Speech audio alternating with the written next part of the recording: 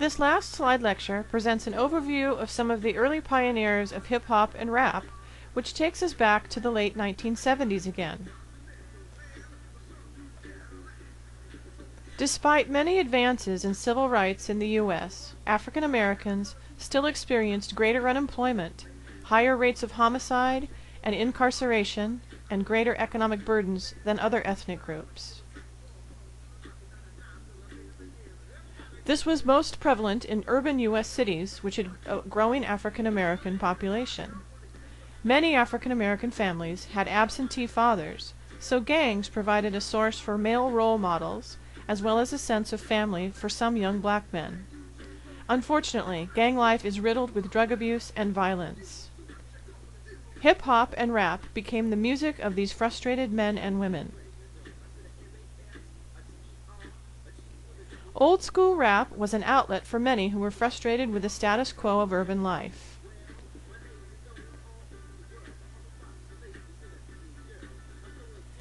In the 1970s, these artists helped revive a slumping funk market by sampling portions of certain songs, often rhythmic elements, and riffs, and calling out or rapping simple rhymes over new mashed-up songs.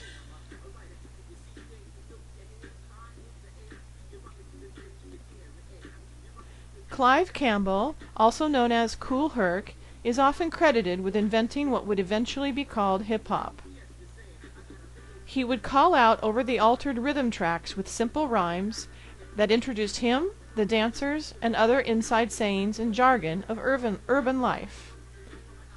The main purpose in the early days of hip-hop and rap was to provide a track for street dancers, also called b-boys and fly girls. Other artists, like Africa Bambaataa and Grandmaster Flash, began to have others MC for them, thus creating a separate role as rapper.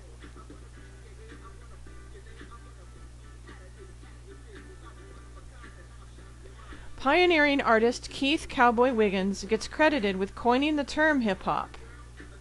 Wiggins was apparently teasing his friend who had recently entered the military.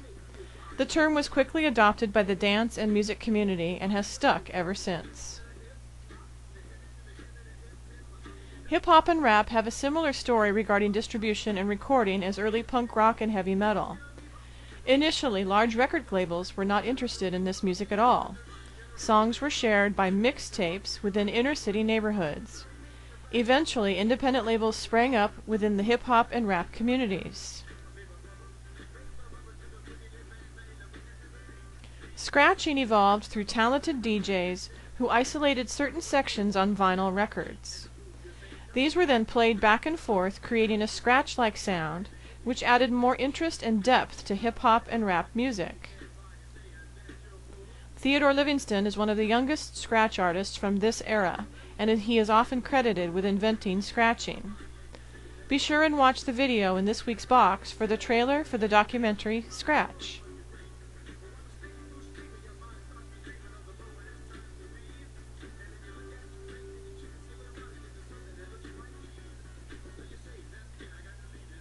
One day, a mother and former R&B artist overheard some music from a mixtape that her kids brought home. She identified with the unique nature of this music and felt it could be marketed and sold. She and her husband started the label Sugar Hill Records and recorded the Sugar Hill Gang's Rapper's Delight, which, although not the very first rap song, was the first one to hit the top 40 in the U.S.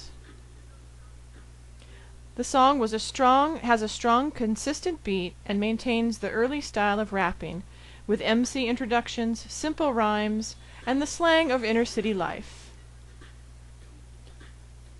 Another group signed to Sugar Hill Records was Grandmaster Flash and the Furious Five. Their lyrics took on more political and social themes. Their song White Lines is considered the very first anti-drug rap song.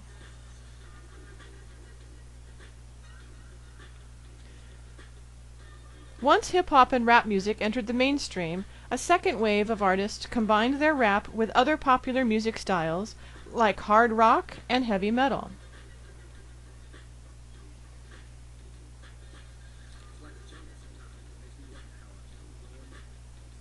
The rap group Run DMC's collaboration with the hard rock band Aerosmith on their cover of Aerosmith's Walk This Way sold millions and was one of the first rap videos played on MTV.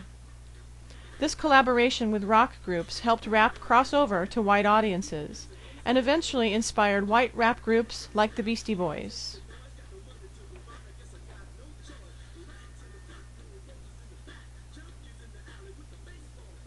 While some rap artists were embracing mainstream commercialism, others were expressing their extreme frustration and dissatisfaction with life in the inner cities.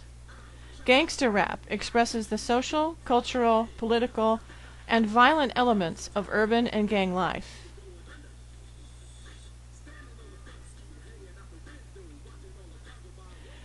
It is highly controversial, inflammatory, and is completely uninhibited.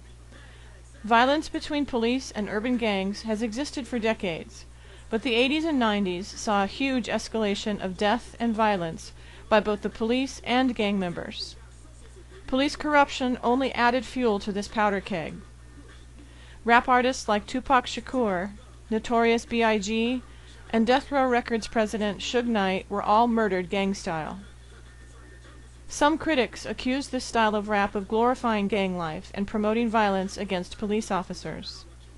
Many parents' organizations protested these albums, and very few songs received commercial radio airplay. But this harder-edged music spoke to a growing segment of society that was not being fulfilled by mainstream rap and hip-hop.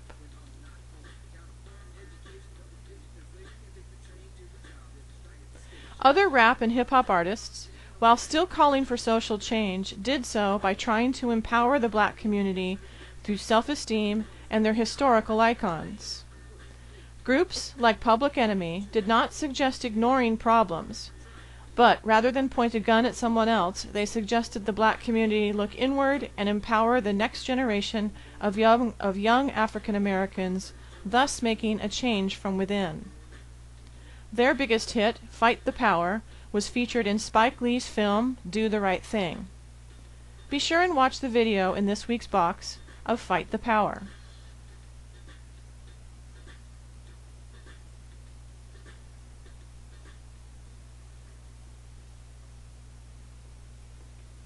Well, you have come a very long way in this course. As you digest and sum up the vast information and various music styles from the semester, begin to consider where rock music is today. This week's discussion forum poses some questions on the current and future state of rock and popular music. It is my personal favorite discussion topic, since you are all going to teach me about new music. Remember, I am a historian. I often get stuck in the distant past and don't get up to date on the latest, greatest artists or bands. I am looking forward to all of your posts and discussions this week.